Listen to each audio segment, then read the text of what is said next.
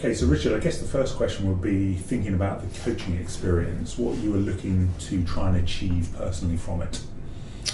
I think for me, Kieran was very keen, Kieran our MD was very keen that all senior leaders had a mentor and some coaching. We want to grow and develop the business, and I think we all recognise that we all need help in doing that. Yeah. We'd also had a 360 done each, so we had feedback from our peers and our teams, and I was keen to work on some of the outputs from that and learn, and the coaching very much helped me with that. Okay, fantastic. How did you find the experience of going through the coaching sessions themselves? For me, I actually genuinely look forward to them. It gave me some structure. I thought about them in advance.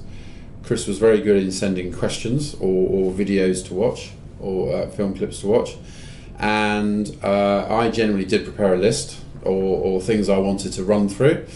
I think it was done in a very structured way, and it allowed me to think and talk to somebody externally about issues that were affecting me, and it allowed me to think and develop ideas, and Chris was good at getting that out of me, and then I had a structured plan to go back, and the good thing was that Chris then ensured that I'd done it, so that was good. Okay, that's great. What actual benefits do you think you derived? One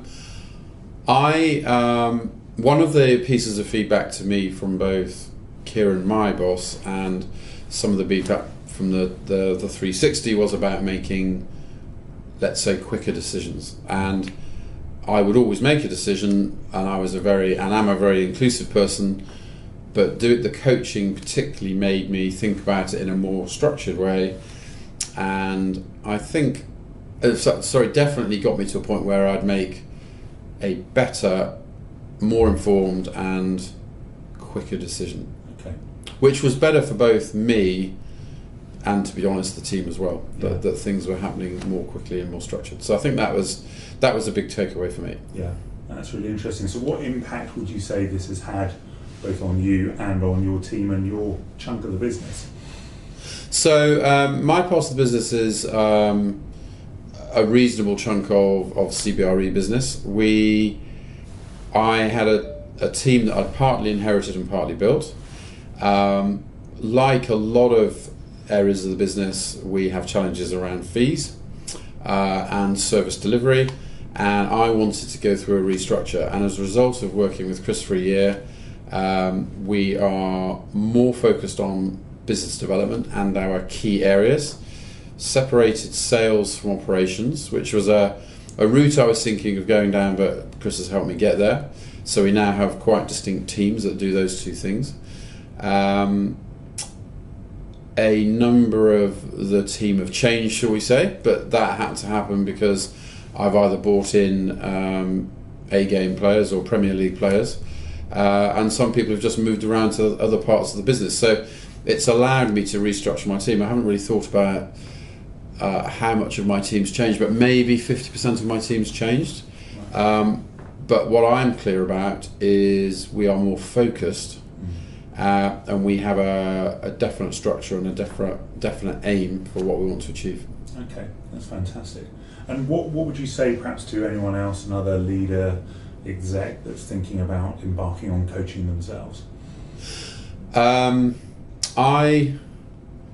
I could not recommend coaching enough, because I think something that Chris and I have spoken about is when you're a leader, sometimes it's quite a lonely place to be, and you can't necessarily speak to even some of your senior team about some of the things you want to think about. I'm also somebody that really likes and welcomes outside influence, because what we're trying to achieve must have been done by somebody somewhere else, and so why not learn from that? So for me to have somebody external to externalize things and talk through was probably one of the biggest positives to me.